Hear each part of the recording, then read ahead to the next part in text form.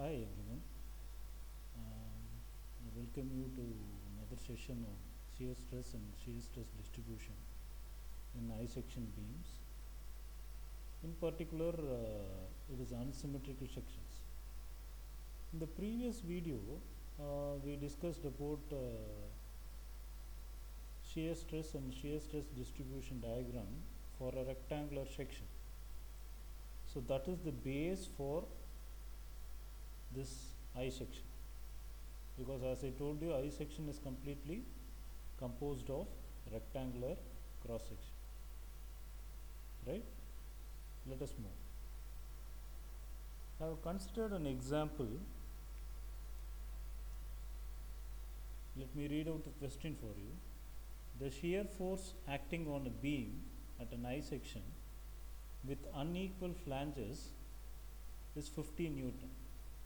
The moment of inertia of section about the neutral axis is 2.849 into 10 power 8 millimeter power 4. Calculate the shear stress at the neutral axis and also draw the shear stress distribution over the depth of section. They have given the shape of unsymmetrical I section. Width of the top flange is 200 mm. Thickness of the top flange is 50 mm. Width of the web is 50 mm. Depth of the web is 200 mm. Width of the bottom flange is 130 mm. Thickness of the bottom flange is 50 mm. Determine the maximum extreme fiber stresses induced in the beam. Right? This is a question.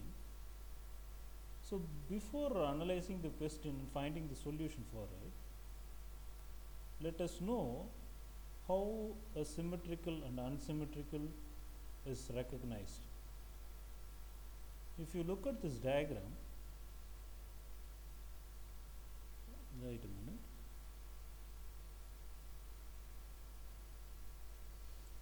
If you look at this diagram,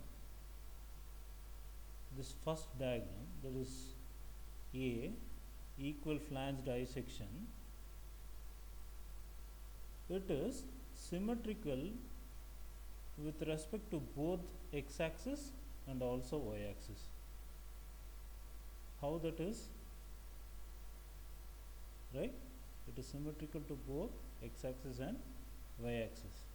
If I am going to draw, right, an xy axis, this is your x and this is your y, right? If I am going to make a cut section at exact centroid with respect to y axis, and I am going to make a cut along the centroid with respect to x axis. I have made a cut with respect to y axis, I have made a cut with respect to x axis, right? After cutting, after making a sectional cut, it replicates one side to the other. It is giving a mirror image of one side to the other. Even if you make a cut in with respect to the y axis or with respect to the x axis, right? So this type of I section is called as symmetrical about both x axis and y axis, right? I hope it is clear. Now coming to this particular I section, if you see, again I am going to draw an xy plane. So this is your x and this is your y, right? If I am going to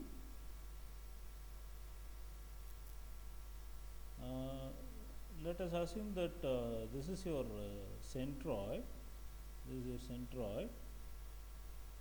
For simply half of this entire depth, this entire I section's depth, I am taking half of it, and I am drawing a cut section plane, and also drawing a cut section plane along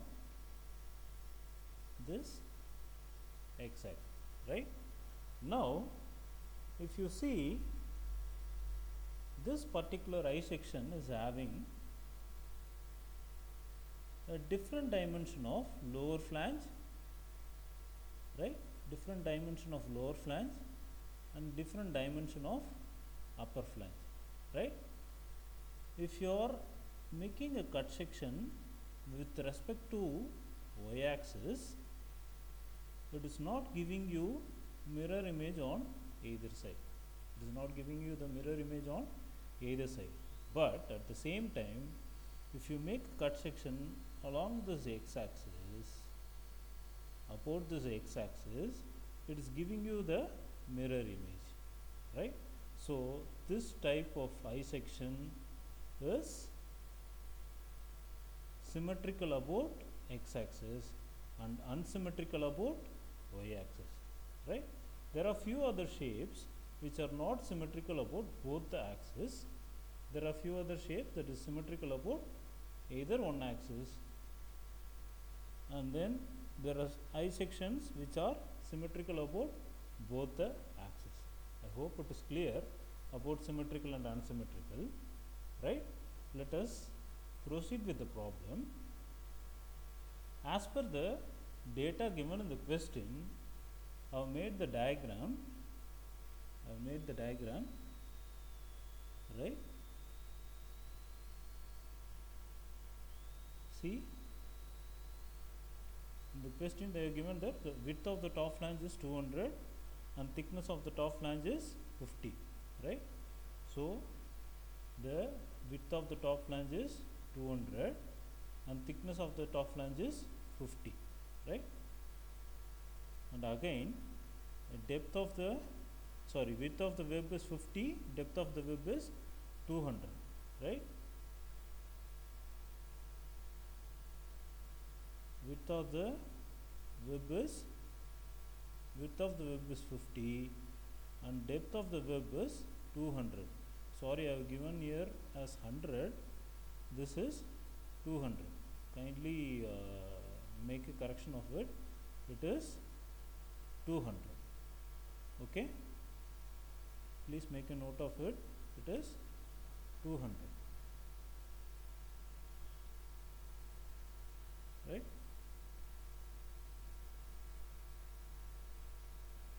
Otherwise, I will hold on for a.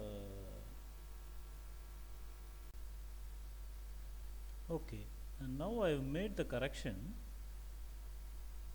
Right, I have made the correction, and let us proceed with the problem. Right.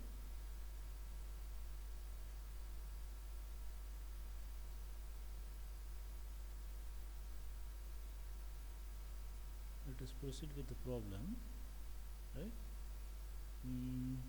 See, the width of the web is 200, sorry, depth of the web is 200 and width of the web is 50, right?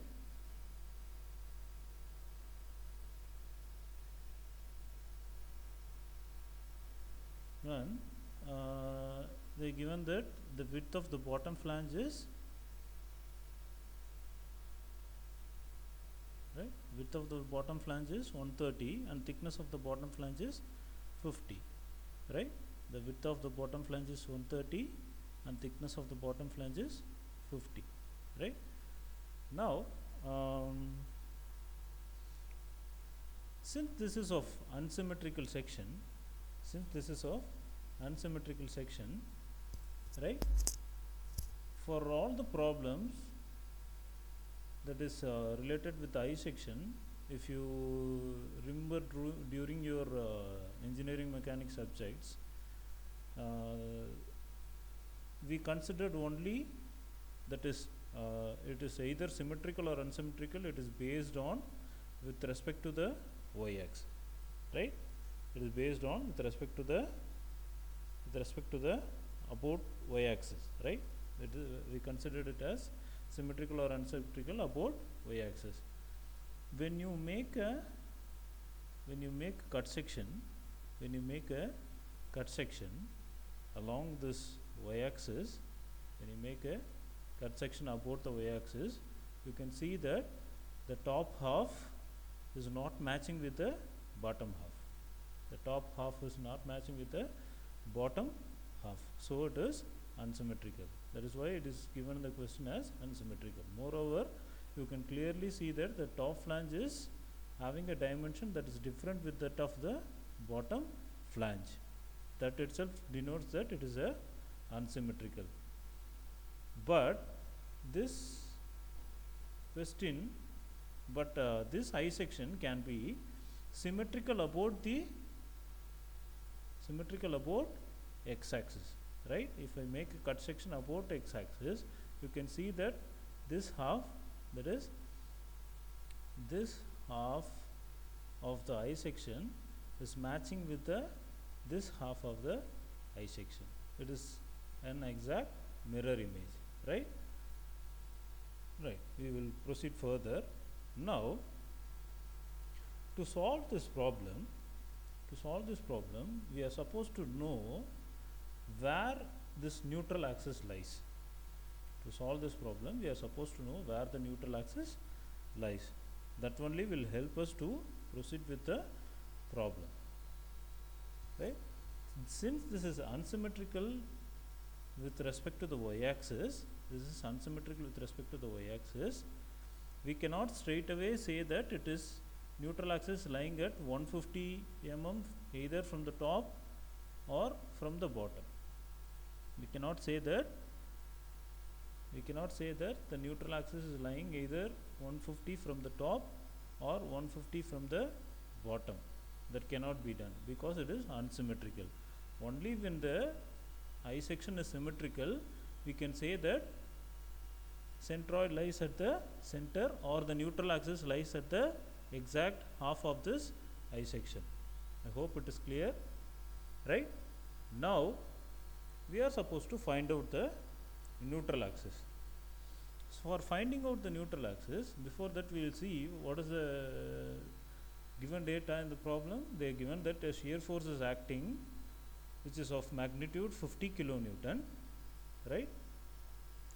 And they are also given in the question the moment of inertia, that is nothing but your I, which is equal to 2.849 into 10 power 8 mm power 4.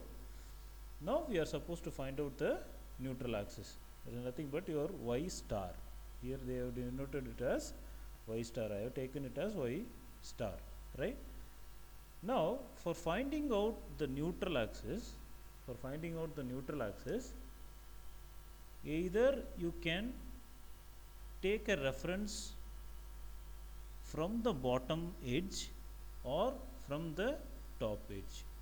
You can take the reference either from the bottom edge or from the top edge. Keep it in mind, you can trace your neutral axis either from the top edge or either from the bottom edge. Now let us see what is the formula. Now here I have considered that we are going to find out from the bottom face. I hope it is clear, right? We are going to find out from the bottom face. In this case, we are going to find out from the bottom face, right? Okay. Now we will proceed, right? The formula for finding the neutral axis is y star is equal to a1 y1 plus a2 y2 plus a3 y3 whole divided by a1 plus a2 plus a3. Here all the a denotes area of each section. I have divided this I section into 3 parts. Section, that is part 1, part 2 and part 3. Bottom flange is part 1, web is part 2 and top flange is part 3, right? So A1 is area of the first part, A2 is area of the web, A3 is area of the top flange, right? Y1, then you can have a question that what is Y1, Y2, Y3? y1, y2, y3 are the distance of CG of each part from the bottom face, exactly from the bottom face. All corresponds from the bottom face, that is y1, y2 and y3. All the three y's are the distances of CG of each part.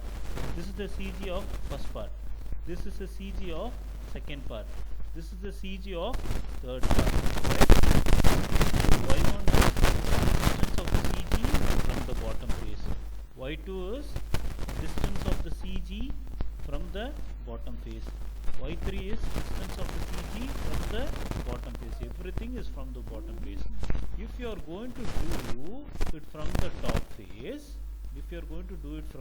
face, all the reference should be taken from the top face. y1 should be the CG's distance from the top face, y2 is CG's distance from the top face. So everything is from the top face. If you are either you can consider from the top face or either you can consider from the bottom face. Now here, since we have considered from the bottom face, to look at it, y1 is 25. How? CG is half of this rectangle.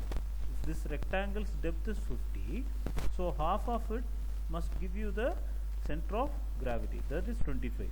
That is nothing but y1 is equal to 25 from the bottom face or from the bottom edge, right? Similarly, CG of this web, it is already having a depth of 200.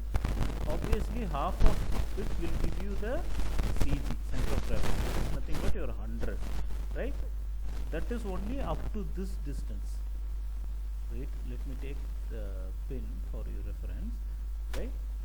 This CG is half of this 200, so above 100 and below 100, but we have to take from the bottom face, right? So we have to add this 50 also. So here 100, right? Here 100 and then plus 50, right? This 50, adding this 50. So y2 will be 150, right? Similarly for y3, half of this gives you the CG. Half of this gives you the CG. If this is 50, half of this is 25, right? Half of this is 25. So only this distance is 25. Only this distance is 25, right? This distance is 25. And along with it, we have to trace it from the bottom edge. So what is the balance distance? It is 225, right? So 250 plus 25, it is 275. This is how y1, y2 and y3 is calculated. Keep it in mind, if you are taking from the bottom face, you have to trace every part's CG from the bottom face only. The reference should be from the bottom face. If you are tracing from the top face, all the references should be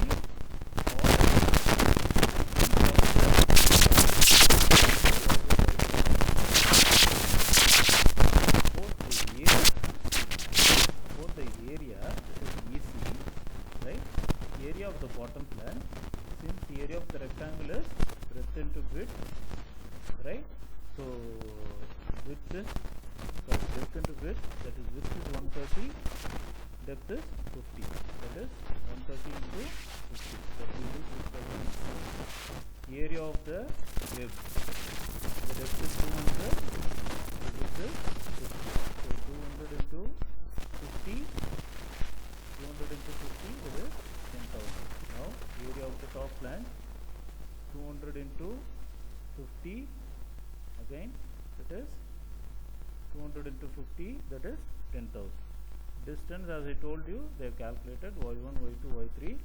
You already seen how to calculate y1, y2 and y3, right? Follow that sequence, and if you calculate and substitute it in the formula of y star, you will get the value of 166.51 mm, right? That is nothing but the distance.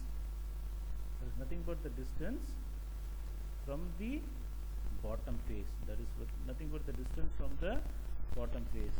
You have located your neutral axis. Is having a distance of 166.51,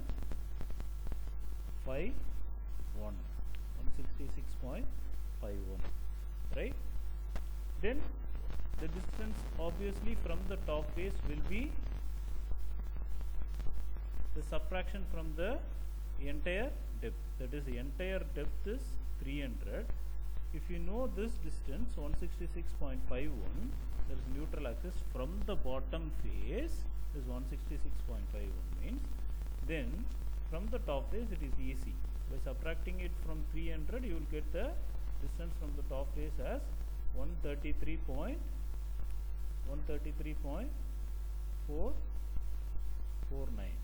right? 133.49,